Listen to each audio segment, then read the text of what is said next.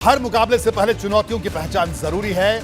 इसमें चूक हो तो नतीजे प्रभावित हो सकते हैं। अखिलेश यादव को भले लगा हो कि उपचुनाव में उनके प्रचार की कोई जरूरत नहीं है, इसके पीछे उनका खुद का विश्लेषण रहा होगा। लेकिन चुभने वाली बात है कि जमीनी हकीकत का सटीक अनुमान लगाने में सपा अध्यक्ष नाकाम क्यों रहे। तमाम राजनीतिक विश्लेषक लगातार दोहरा रहे हैं कि अगर खुद अखिलेश यादव मैदान में आर पार का प्रचार करने उतरते तो आजमगढ़ में नतीजे कुछ और हो सकते थे। चर्चा इस बात की भी है कि अगर आजम खान के साथ अखिलेश यादव रामपुर में कंधे से कंधा मिलाकर प्रचार करते तो यहां भी भाजपा के लिए राह आसान नहीं होती।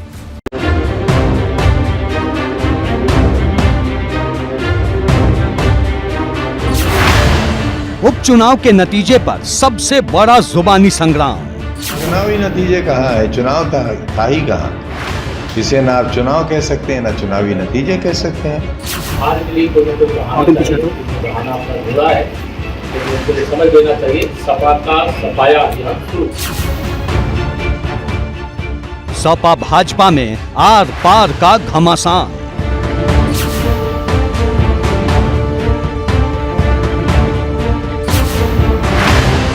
अखिलेश आजम को नतीजों पर शंका। किसी को हार में बदला गया है, लेकिन आपको हमारा जो भी है उन लोगों को जिन्होंने माना है। भाजपा का दावा 2024 में भी बजेगा डंका। लड़ाई को भारतीय जनता पार्टी ने जीत में बदल करके 2024 के लिए एक दूरगामी संदेश दे दिया है। मायावती का सपा पर चुभने वाला तंज।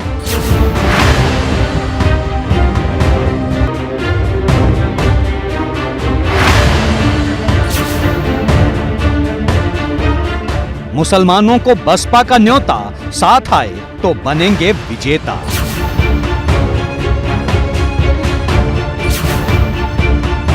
उपचुनाव के नतीजे ने मचाई सियासी हलचल।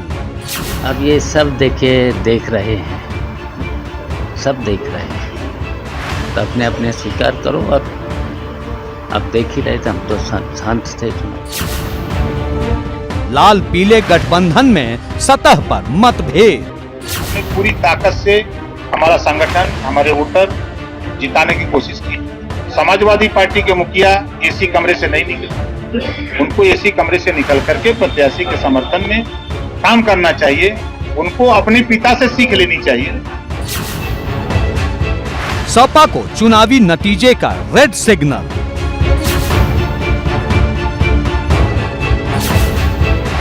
हार का सिलसिला हुआ पुराना, अखिलेश आजम का नया निशाना।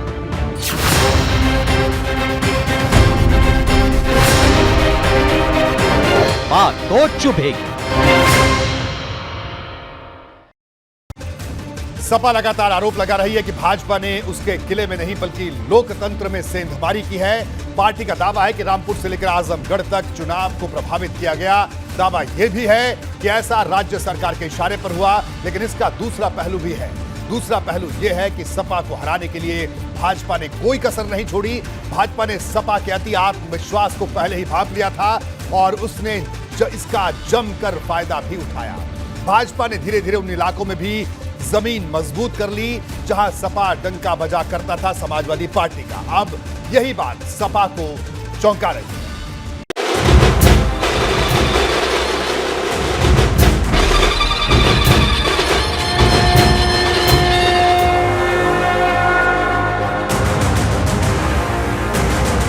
रामपुर से लेकर आजमगढ़ तक सपा के किले की चारों तरफ की गई भाजपा की घेराबंदी कामयाब रही।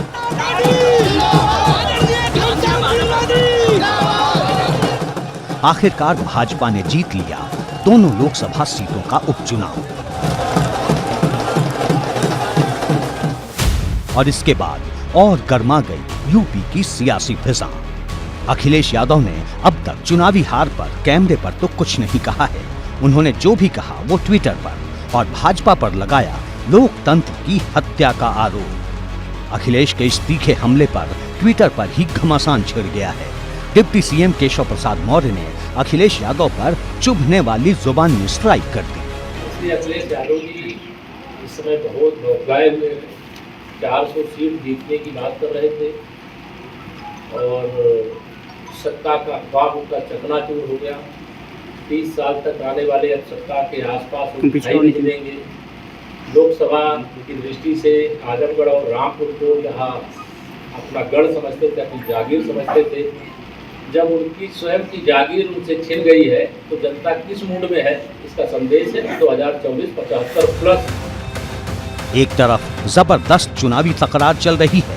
आजम खान और अखिलेश यादव कह रहे हैं कि पुलिस प्रशासन के दुरुपयोग की वजह से ही भाजपा जीत पाई, जबकि आजमगढ़ के पूर्व सांसद और फूलपुर पवई से विधायक और सपा नेता रमाकांत यादव का दावा है कि आजमगढ़ में पार्टी की हार की वजह एक नहीं कई है। इसमें आखिरी वक्त पर प्रत्याशी के ऐलान से लेकर ओबीसी और एससी वर्ग का समर्थन नहीं मिल पाना भी एक है। हम सब लोग समय अभाव में जो हमारा अन्य पिछड़ा है, अनुसूचित समाज के लोग हैं, उनमें हम पहुंच नहीं पाए और अपनी बात को बता भी नहीं पाए। वोटरों में उत्साह नहीं भर पाए, पोलिंग परसेंटेज कम पोल हुआ, तमाम बातें थी। और एक बैग जो है जिस दिन पर्चा दाखिल करने का लास्ट डेट था उस दिन हमारे कैंडिडेट आए कि माइनॉरिटी साथ में थी, लेकिन हम ये कह सकते हैं कि निश्चित रूप से माइनॉरिटी में बंटवारा हुआ है। माइनॉरिटी हमारे भी साथ थी, जमाली साहब के भी साथ थी जो बहुजन के उम्मीदवार थे, दोनों तरफ थी। 9-10 का अंतर हुआ होगा, इधर ज़्यादा या उधर ज़्यादा ये हुआ होगा, लेकिन माइनॉरिटी भी हमारे साथ थी, ऐसी कोई बात नहीं है। रमाकांत यादव की माने तो धर्मेंद्र यादव ने पूरी मेहनत से चुनाव लड़ा, लेकिन सफलता नहीं मिली। उन्होंने आजमगढ़ की लड़ाई को कांटे की टक्कर माना। नहीं, नाराजगी कुछ नहीं है। ऐसी कोई बात नहीं है कि हमारे किसी विधायक से जनता नाराज हो, समाजवादी पार्टी के विधायक से। मैंने बता दिया, समय कम मिला, हम लोग जनता के बीच में नहीं जा पाए, जनता के बीच में पहुंच नहीं पाए, अपनी बात को नहीं कह पाए। साफ है कि रामपुर से लेकर आजमगढ़ तक खुद सपा को एक नहीं हार के लिए कई वजहें जिम्मेदार दिख रही हैं। लेकिन खुद अखिलेश यादव ने ट्वीट कर बार बार दोहराया कि पार्टी की हार के पीछे भाजपा की बेईमानी, छल और सत्ता का बल है।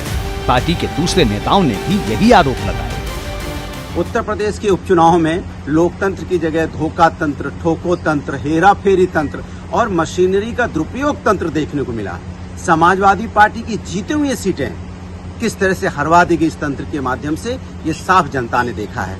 आने वाले समय में जनता इसका मुंह तोड़ जवाब देगी। सूत्रों की माने तो सपा के अध्यक्ष अखिलेश यादव जल्द उपचुनाव के नतीजे पर मीडिया से बात कर सकते हैं। वो क्या कहेंगे, इसका इंतजार है। लेकिन इस बीच जयंत चौधरी ने बड़ा बयान दिया है। उन्होंने कहा कि भाजपा के मुकाबले हार की कमी का पता लगाकर उसे दूर किया जाएगा। पब्लिक का मूड है, पब्लिक ने अपना फैसला लिया है, उसका सम्मान करना पड़ेगा। और आजमगढ़ में जिन्होंने, रामपुर में दोनों सीटों पे जिन्होंने मतदान किया है, उनका सम्मान करेंगे, उनके साथ रहेंगे।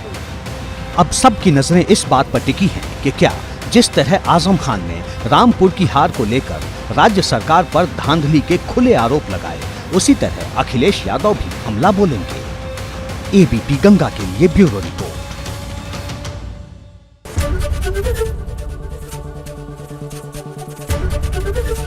एबीपी गंगा, खबर आपकी, जुबान आपकी।